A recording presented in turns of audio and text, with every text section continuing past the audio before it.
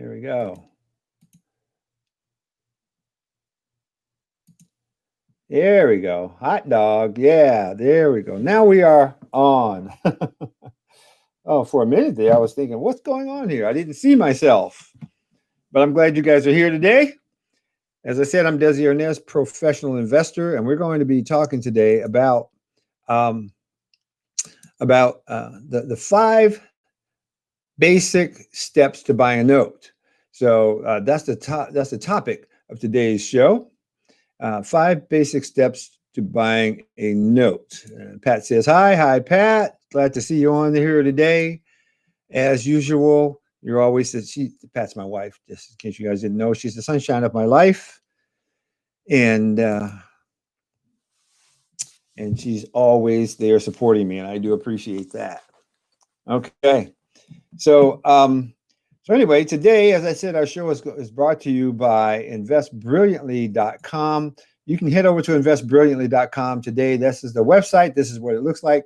If you want to know about our coaching program, where you can learn all about note investing, just click right here. It says, tell me about your coaching, about the coaching program. And on there, I have an offer that I'll make to you there that you guys can come on board. And I will coach you one-on-one to teach you this note business so that you can succeed in the note business and you'll do very, very well as a note investor. As I said, today, our show is going to be about the 5 steps to buying a note. But before we actually go there, let me just point this out. Some of you guys, since this is a show that's called Note Investing for Newbies, some of you guys don't even know what a note is, right? And so I want to take a couple minutes and just share with you guys what a note is. And then from there, I'll show you guys how to actually close on and buy your first note, beginning to end. So that's what we're going to cover today. So in case you don't know what a note is, let me just tell you what a note is. A note is a promise to pay. So if someone loans you money and you write down on a piece of paper, hey, I promise to pay you back, right? And I'll pay you back Thursday, whatever, that is a note. You sign that thing, right? It's a note. And now the notes that we invest in are called mortgage notes. Now, what is a mortgage? A mortgage is another document that says, if I don't pay you back, you can take my house. And so we invest in mortgage notes. And so we buy the note from the bank where the people have promised to pay the bank back, the bank that loaned them the money to buy the house. So we buy the note from the bank. We buy them at a discount. And I'll explain that on another video. But basically, we get really good deals, okay? So we buy them at a discount. And then we also get the mortgage from the bank because it basically says, if these people don't pay us back, we can take their house. And if we take their house, we can sell it, we can rent it, we can move into it. Heck, man, we can do whatever we want. But basically, with that type of an investment, your money is safe, you get really good returns, and you get cash flow every month when they pay you. So those are 3 really cool things to have when you're investing, right? Safety, cash flow, and collateral. You don't get all 3 of those in very many investments. You certainly don't get that in the stock market. You might get cash flow, but you don't have any safety and you don't have any collateral, that's for sure. So if your IRA or your 401k is invested in the market, you may want to consider moving some or all of your funds out of the market and put it into notes, especially after what you're going to learn today. So there you go, guys. All right. See, we got several people here. You guys hit me up in chat. Thank you, Pat, for hitting me up in the chat. I want to remind you guys to please like and share today. Like and share my show. Put it out there on Facebook. Spread the love, as they say, right? Spread the love, baby. Because if you like and share my show, then, in fact, I can get more people and I can help more people to accomplish what I know that they can accomplish. And that is, I can help more people to get out of the financial struggles that so many people have to deal with on a day-to-day basis, month to month, living paycheck to paycheck. You know, you really don't have to do that anymore after learning how to invest in notes. So please like and share this. And for those of you that want to learn how to do more, head over to Invest Brilliantly, because at Invest Brilliantly, I actually have the coaching program where I will show you how to become wealthy in just 3 to 5 years investing in notes using other people's money starting with no money. Now, if you're starting with some money, it'll happen even fast for you, like it did for me and so many others. Again, I want to ask you guys to please like and share. Bethany says, shared. Yes, thank you, Bethany. I do appreciate you sharing. I really do. Put the word out, because this is good news for a lot of people, right? People are out there looking for a way to make a better life for themselves and for for their families. They invest in real estate like I did, but what I can tell you from experience, your family doesn't want your real estate, Mr. Landlord. Your family saw what it was like for you being a landlord. Believe me, they don't want to go there. But if you are a note investor, your family will pursue that with you because it doesn't interfere with their life. They don't ever have to deal with the toilets or trash or anything like that. They don't have to deal with tenants, right? So it doesn't interfere with your life. And so people definitely do like investing in notes. So if you have family out there that you're trying to get involved in investing or trying to show them how to have a better life, notes are something that people will tap into. So I'm going to share with you guys today, right now, thank you, Patrick, for sharing. We do appreciate you sharing today on your Facebook page. Pat said shared. I like it. Thank you so much, Pat. I really appreciate it. So I'm going to share with you guys the 5 steps to buying a note. And, if you like what you see today, you can just head over to the Note Investor University. It's noteinvestoruniversity.com. You can sign up and you can become one of our students. If you become one of our students, that's when I take you under my wings, right? And I'll show you everything that you need to know. Sharing the love. I love it. Thank you very much, Jay Ace. We love it. So let's look at the 5 steps to buying a note. Step 1. You need to develop your investment criteria. Now, if you've ever invested in real estate or anything else, you need to figure out what you want to invest in. So you need to have a criteria. So what specifications are you going to have in your note investing business? In other words, let me just give you some examples of what I'm talking about. What value ranges, property value ranges, are you looking at? Now, for me, I like to buy notes on properties that the value of the homes themselves are at least $50,000. I prefer really notes where the value of the home is between $100,000 and $250,000. That's kind of the sweet spot. But if it's less than $50,000, I don't usually buy those notes. But that's just me, right? You're going to have your own criteria. I've got reasons for that. Then what lien positions are you interested in investing in? Now, as a note investor, what you're actually buying is you're buying the mortgage on someone's home, right? And there's people out there who have a first mortgage. That's usually the mortgage that they took when they bought the house. But then sometimes people will also put a second mortgage on their home. Maybe they want to put in a swimming pool or add a room addition, right? Or add solar. And so they'll take out a second mortgage. It's just the same as a first mortgage. The difference between a first and a second mortgage is that the first mortgage came first, right? And then the second mortgage came second. It's not that one is bigger than the other necessarily. It's just which one was recorded in the county first. So I like to buy mortgages that are in first position because first mortgages get paid first. And I want to be paid first. Forgive me, but I like to be paid first, not second, and certainly not third or fourth after other people have been paid. So lien position is important. You need to decide where you want to invest. The only drawback for some of you guys for first mortgages is that first mortgages tend to be larger. They tend to be larger than second mortgages. However,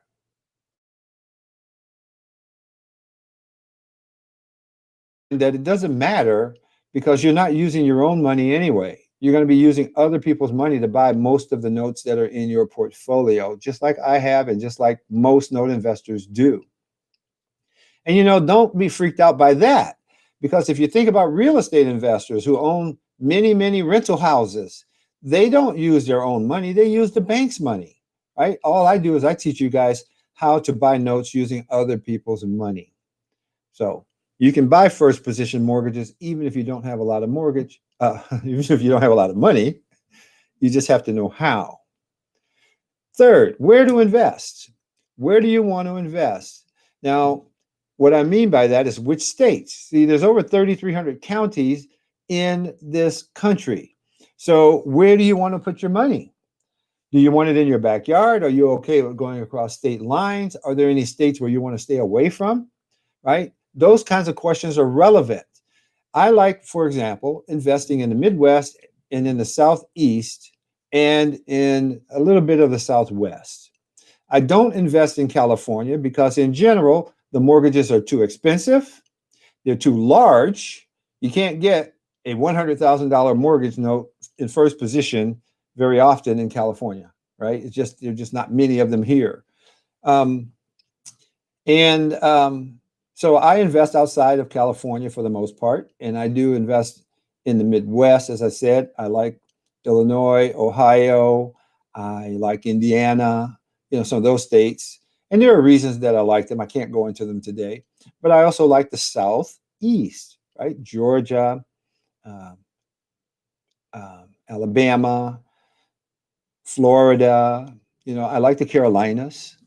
Places like that. So you need to decide where you're going to invest. And then what type of collateral are you okay with? For me, I'm okay with single family homes, small apartment buildings, condos, manufactured homes, if they have a permanent foundation under them, um, and some small commercial, right? I'm okay with small commercial. Little strip centers are okay. See, we can buy mortgages on all that stuff. You can buy mortgages on any kind of real estate that's out there that has a mortgage on it. I mean, you can buy mortgages on golf courses, on skyscrapers, on shopping malls. You can buy mortgages on all kinds of stuff. Okay. But you have to decide what type of collateral you want to put your mortgages on. There are even mortgages and notes that you can buy on timeshares.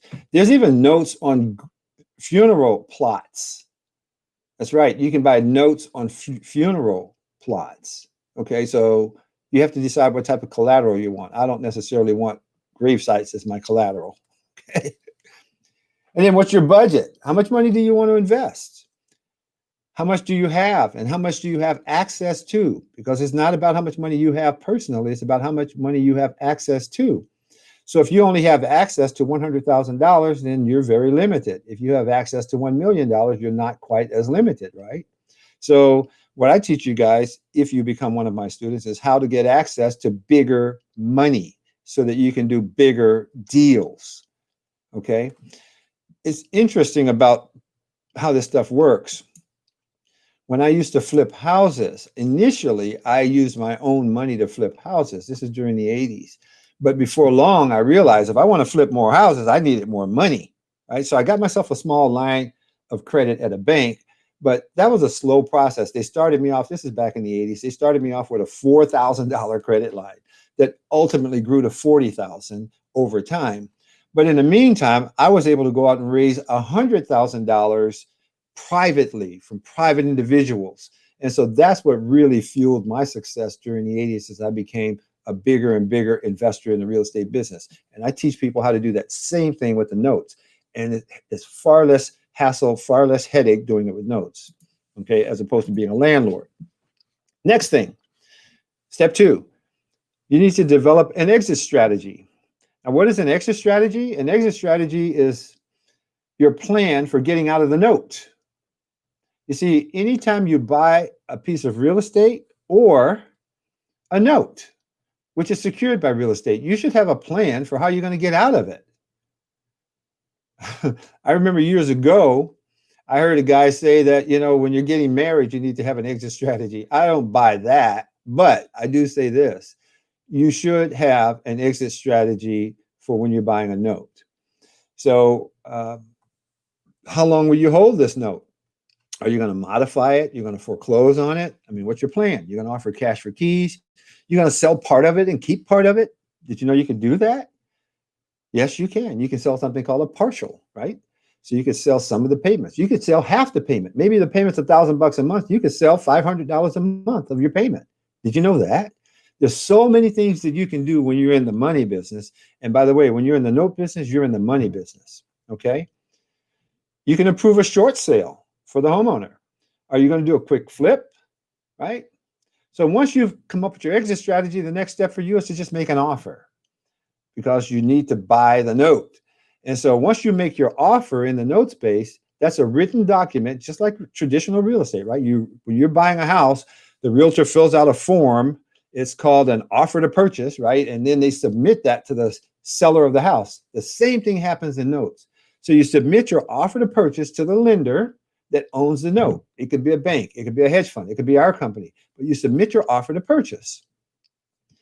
You submit your offer to purchase. Once you've done that, then what you can do is you get access to the due diligence file. Now, what am I talking about? Well, before you close on the purchase of a note, you need to check it out. That process of checking it out is called due diligence. Okay? So here's how that works. Remember, when you're buying a note, you're not buying the real estate. You're buying the paper. You're buying the mortgage, the note itself. And so you're buying paper. So what I like to tell people, if you're going to buy paper, you should probably read it. Okay? So I tell people, read the mortgage, read the promissory note, see what they say, see when payments are due, determine what the late charges are, when those are due, and just read through the paperwork. You might find things in there that make you realize that you don't want to move forward. And when I'm looking at these notes myself, I'm looking for problems. When I'm doing due diligence, I'm looking for problems. Not that I will back out just because there's a problem, but I might ask for a better price if there's a problem that I've got to deal with, right? Maybe the bank is asking for one amount. I might ask the bank for a discount off that price because I found some problems. Sometimes I uncover problems that the banks don't even know about. And as a result of that, it usually makes it easier for me to get those discounts. So you want to review the paperwork. Then you want to review the collateral. Now, what is collateral? Collateral is something that you can take from someone if they don't pay you. And when you're the bank, when you're the note investor, then you have the right to take the piece of real estate if people don't pay you back. You can literally take the house. So you might have invested $50,000 to buy a note, but the house that is the collateral might be worth $150,000. And if that homeowner doesn't pay you the $50,000, then you get the house and you can sell it for $150,000. You know, that's why banks are in the money business and not in the real estate business, because they have the potential to make so much money on a smaller investment. And so what I do is I want to make sure that I know the value of that collateral. So how do I know that house is worth $150,000 in that example? Well, one of the things that I do is I send a local real estate agent out to take a look and tell me what the house is worth. And remember, I said local. So if that property is in another state, I'll go into Zillow or find me a local real estate agent somehow online, and I'll say, hey, this is who I am. This is what I'm doing. I'm buying a note on that house, and I'll pay you to go out and do an inspection and prepare a report for me on the market conditions for that property. Okay, tell me how much the house might sell for if you were to list it for sale. And I pay them to do that. Okay, if I like their report, I'll still move forward with the note. If I don't like their report, if I don't like something that's in their report, I'll either negotiate a better price or I'll pass on the deal. Okay. So I want to know about the local real estate market. I also want to know about the title. So I'll reach out to a local title company in that county and have that title company prepare a title report for me so that I can see if there are any liens or other things on title that might create a problem for me if I own that house, if I happen to take that house back in foreclosure. I check with the county to see if there are any taxes that are owed or if there's any building code violations, anything like that, right? That's all called due diligence, folks. You want to know what you're looking into. Now, at our company here at the ACI Legacy Group, that's the name of our company, ACI Legacy Group. At our company, we do all that stuff for the notes that we sell. We vet all the notes ourselves, right? And what we do is we'll buy notes. I say it this way: we buy them by the case, we sell them by the bottle, right? So we'll buy notes in bulk from a hedge fund or from a lender, and then we vet them, we check them out, And when they're nice and clean, we offer them for sale to people who want to buy notes that are already vetted, right? Maybe you want to put it inside your retirement account, or maybe you want to use it for cash flow every month, right? Like senior citizens like to buy notes because in addition to their Social Security, now they can get cash flow coming in from their investment account every single month, right?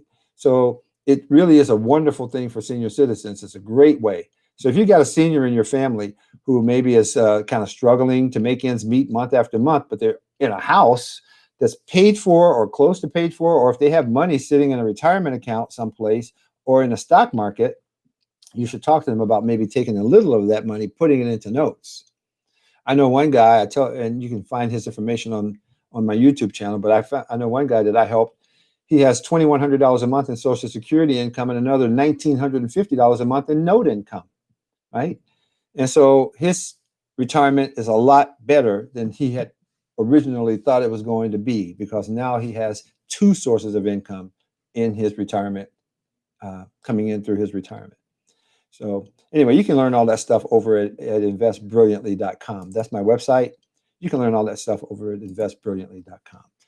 And if you want to be taught how to do this stuff, maybe start a home-based business yourself, helping other people put their money into notes, then I have this coaching program that I'd be happy to teach you that stuff. It's super cheap to get started. And not because it's not valuable, it's just because the way that I've structured it, I've made it an earn while you learn training. That's why it's super cheap, as opposed to going and paying $25,000 or $30,000 to a guru to teach you. I'll teach you, and you earn while you learn. Okay, so that's what I do. So anyway, you're going to do your due diligence. You want to make sure the people have insurance on the house before you buy the note, things like that. And we teach you how to do all that. Step 4, everything checks out. So now you want to close the deal. Okay, and what does that mean? Well, that means that you want to make sure that your funds are ready to go. If your money is in a retirement account, then you want to make sure that it is a self-directed retirement account, and you want to send over the direction of investment to your custodian so they can wire the funds. You heard me right. You can actually use your IRA or 401k to do this. Yes. Now, you don't get to use that money until you reach retirement age. You don't get to use the profits until you reach retirement age, but you can actually grow your personal retirement account with notes. And unlike the stock market where you check on it tomorrow and you could actually have less than you had yesterday, right? Or less than you have today, I should say. The stock market could go backwards. These notes don't go backwards. Every day, these people owe you interest. So every day, your retirement account is earning money every single day, right? I mean, think about that. If you have a retirement account, how'd you like to have a deposit into your retirement account every single day? That's what's happening with this. These people owe you money. You are their lender, okay? And if they don't pay you, your IRA can take their house. And it's simple to do. We show you how to do that. Not that we want to take people's homes, but you could also do other things like do loan modifications. You could offer them a short sale. You could refinance their home for them. I mean, you have all kinds of options available to you because you're the lender, you're the bank. So anyway, in step 4, you want to make sure you have funds ready to close. If it's in your bank account, obviously that's easy. But if it's in your retirement account, there are a few things you need to do to position your funds. Then you want to set up servicing. Now, what is servicing? Servicing is where you hire a licensed professional debt collection company to stand between you and the homeowner so that you don't have to talk to the homeowner. Okay? You're not going to be the person talking to those people to say, hey, why aren't you making your payment? You're not going to be the person sending out a monthly statement. For like $20 a month, you can have a licensed loan servicing company do all that stuff for you. Okay? And that's what I recommend. You don't have to use a licensed loan servicer. If you want to save the $20, then knock yourself out. But you're going to be doing a lot more than $20 worth of work, in my opinion. So you want to set up your note with a licensed loan servicing company. We refer you to the loan servicing companies that we like. You interview them, you pick one that you like, and you just set up an account with them, which is free. And then you put your note with them, and they will do all the servicing for you to collect payments, send out the annual interest statement, send out the monthly mortgage coupons and statements. They handle all that. Good stuff, right? Makes your life easy. Then you want to review the transfer docs. You see, when you buy a mortgage note, the note and the mortgage gets transferred from the current lender to you. And there's a document, there are several documents that are used to facilitate that transfer. So what I recommend is that you review those documents right up front.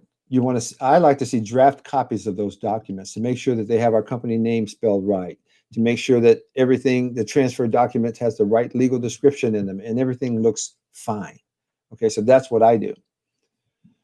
You can do whatever you want to do, but that's what I do. So I review the transfer docs, then I sign the closing statement and send the money.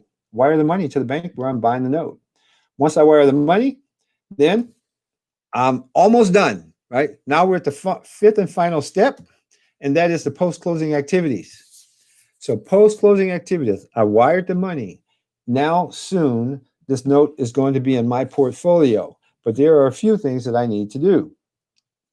One is I definitely need to complete an asset management plan. Now, what's an asset management plan? Well, basically, anytime you buy an asset, whether it's real estate or even notes, you should have a plan for what you're going to do with it. Okay, you're going to do something with it. You didn't just buy it and just going to just do nothing. So whatever your plan is, write it out. That's an asset management plan. What are you going to do? You're going to keep it. You're going to reach out to the homeowner and see if they want to do a loan modification, whatever your plan is. And I'm not going to go through it here today, but there's so many different options that are available to you. And if you're one of our students, of course, we sit down with you and we help you develop your asset management plan. What do you want to do? And so, so that you can then move forward and now implement the plan. Okay. You want to go ahead and board your asset with your loan servicer. Remember, I mentioned that for like 20 bucks a month, you can hire a loan servicer. And so you want to board the asset with them. In other words, you want to get them hired and put them to work. Okay. Then you want to book the asset into your own portfolio. There are things that you want to do during that time. For example, you might want to set up a checking account, right? You want to set up a physical folder to hold the original documents. Because remember, you didn't buy the real estate, you bought the mortgage. That's a piece of paper. You bought the note. That's a piece of paper. You need a folder, a physical folder to hold them in. Yes, you will have digital copies, but in most states, if you expect to foreclose on a piece of real estate, you need to be able to present the original note to the judge, okay? And so you need to have a physical folder to hold those very important and very valuable documents. And then you should put them into a safe, in my opinion, a fireproof safe, or hire a document management firm that keeps things in fireproof safes. Hire someone to hold your documents for you. Okay? And then you want to receive the original collateral file. Now, what is that? Well, you might remember, if you've ever bought a house, you might remember they had you sign all this paperwork, right? First of all, to begin with, they had you do stuff like this. They had you fill out a loan application, provide your tax returns, your pay stubs, your bank statements, right? Your W-2s. Then they had you sign a whole bunch of papers, things like promissory notes and disclosures that are required and all that stuff. And then they had you sign, they gave you things like title reports, appraisals. Well, all of that stuff collectively is called a collateral file. And when you buy a mortgage, you get all that stuff because you're now the lender, you're the bank. So the old bank transfers all of that stuff to you. I know, really weird, huh? That you can actually buy someone's mortgage, but you can, okay? So the banks transfer all that stuff to you. And when they do, now you are responsible for all of that stuff. And so what I suggest to you, once again, this is the kind of things that you want to put into a safe and keep them safe. But it's your note, it's your investment. I suggest that you open up a checking account, because as the money comes in, unless of course it's going to your IRA. If it's going to your custodian at the IRA, it doesn't matter. But if you're using your own funds, then you're going to be receiving checks or wires every single month from your loan servicer. And so you need to have some place to deposit those funds. And I don't suggest commingling it with your personal funds. Just open up a separate checking account for that stuff. And then you want to coordinate with your asset manager, whatever your plan is for asset management, right? Now, you may be doing your own asset management. That's different than servicing. Okay, and I won't get into that today, but asset management is a little different than servicing. And most people, if all you have is 1 or 2 or even 10 assets, you can manage those yourself. And by the way, I call each note an asset. You can manage those yourself, unless you're super busy on your job or something. Then you might want to hire an asset manager. They're pretty expensive too. We even offer asset management here for people that want to use us. And that's very inexpensive.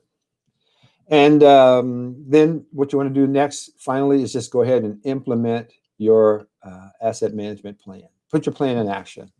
So that's how you buy it. Now, at that point, guess what? Now you own a mortgage note. And now you have passive income that should be coming into you every single month. And if that passive income ever fails to come in, then you get to literally take that real estate, put it up for sale, if you want to, and take the profits and then repeat the process. Now, some note investors take the real estate and keep it. As a matter of fact, I know people that buy mortgages on houses where the people haven't made their mortgage payments because they want the real estate. They just are able to get the real estate through the back door instead of going to the courthouse steps and competing with everybody bidding on houses on the courthouse steps at foreclosure auctions. They go right to the bank and say, I'll just buy the mortgage.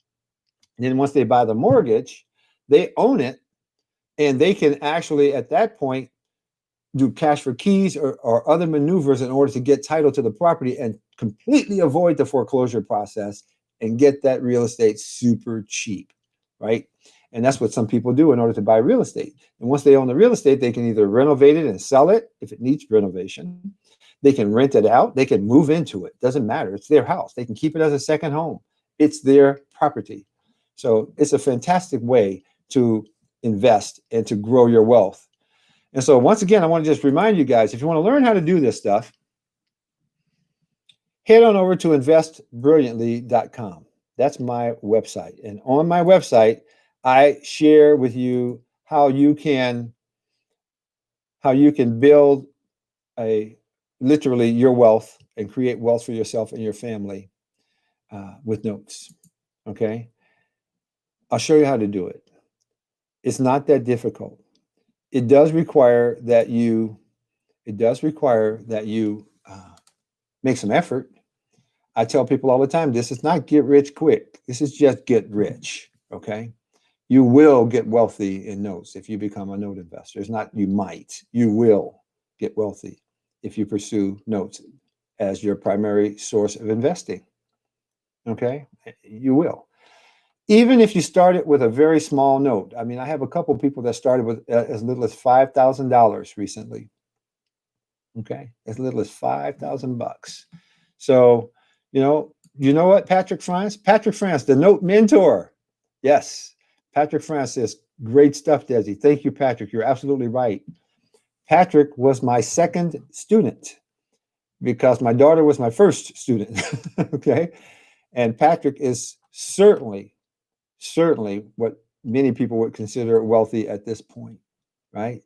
And it's only been a couple of years. So guys, I'm telling you, you will get wealthy in this space if you'll just pursue it. So here's what I'll tell you. You can get financial freedom, you can get cash flow, and you can get safety.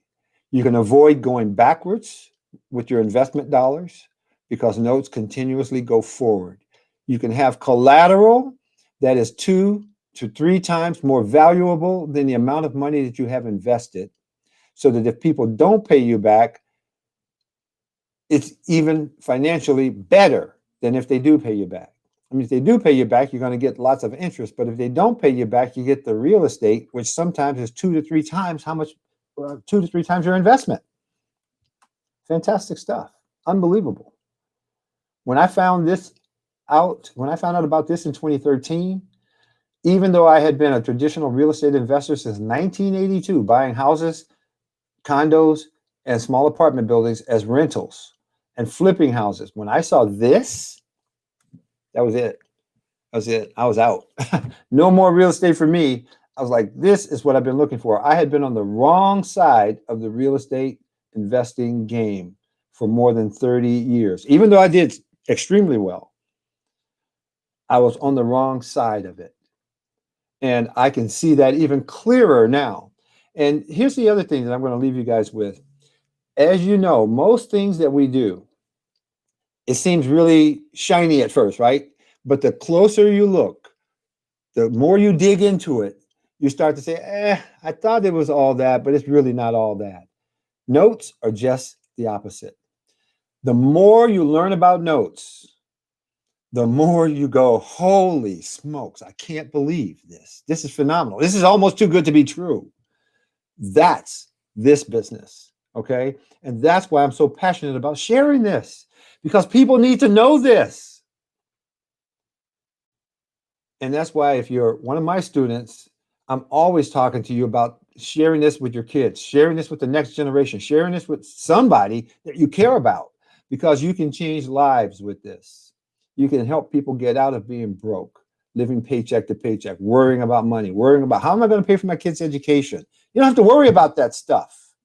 In 3 to 5 years, you will be wealthy if you follow the plans that I show you in this note business. 3 to 5 years. You know how fast 3 to 5 years goes by? I mean, it's like that. 3 to 5 years, and you will be wealthy. Your money problems will be a thing of the past. And if you have a lot of money already, then your freedom is what you'll be buying. Okay? And that's why I have physicians, I have wealthy people already that I'm mentoring in this space. They're wealthy, but they're not free. You can actually get freedom and wealth with this business. That's why I got rid of all of my real estate. And I don't own any real estate now unless it's something I happen to foreclose upon. And I try to sell it as fast as I can. I don't want to own it.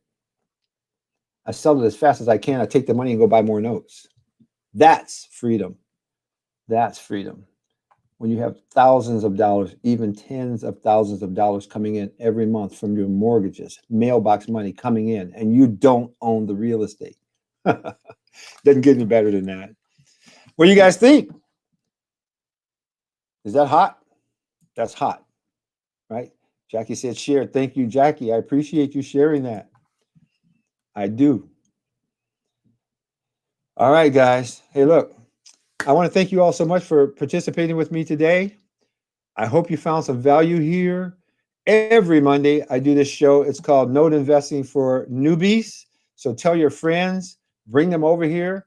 Every Monday at 4 o'clock Pacific on Facebook. We do a Facebook Live. It's also a YouTube Live at the same time, simulcast, because I'm just that techie, right? Not really. I'm not that techie at all. But today, the technology is such that we can all do almost anything we want. I mean, I look at this and I think this is unbelievable, the way things are going right now, just in our world. You know, when I was younger, just a real quick story. When I was younger, when I was in my 20s, I opened my first business. I was 19, actually. I started my first business. It was a record store back when they sold records and 8-track tapes. Anybody on here remember 8-track tapes? 8 tracks. I mean, that's even before cassettes. Man, we're going way back. Okay. Anybody remember 8-track tapes? Those big old things, man. You stick them in your car, in your dashboard, right? And the tape always got stuck inside. But anyway, I opened up a business. I sold records and 8-track tapes in Chicago. And I had to spend a ton of money to get into business, a ton. And I didn't have that much, right? I was 19 years old, but I just saved all that I could because that's just what I did, you know, when I was working. And I started this little business and I sold records and 8-track tapes. But today, if I were to start a business, any of us can start a business online today, selling almost anything. You can start an Amazon store for free, right? So you can get into business today selling stuff worldwide for free. This is crazy. So we need to be taking advantage of it. You can now invest in mortgage notes. You couldn't have done this without the internet. You can invest in mortgage notes right now, and you can learn this stuff. And I'm making it very, very, very affordable for you guys. Okay? Very affordable. So you should take advantage of it. I hope you do. I hope you do. For your sake, not mine. I'm already wealthy. But if you want to become wealthy, you can do it. You can do it with notes. Okay? And you can have a better life. You can have freedom and money at the same time. You'll be happier. Your family will be happier. And you'll have a real legacy to leave your kids. All right, guys, that's all I'm going to hit you up with today. Ace says his dad's remember 8-track. He remembers his dad had 8-track tapes. Yes, 8-track tapes. And we had reel to reels, right? Reel to reel players that we used to play music on. It was crazy. We've come a long way, baby. A long way. Right now, this right here, this is all you need to get wealthy right now. This right here. The most powerful tool ever held in the hand of a man or woman. This is it. So you guys need to be tapping into this stuff. Okay. All right, guys. You guys enjoy yourselves. God bless you. And I'll see you all.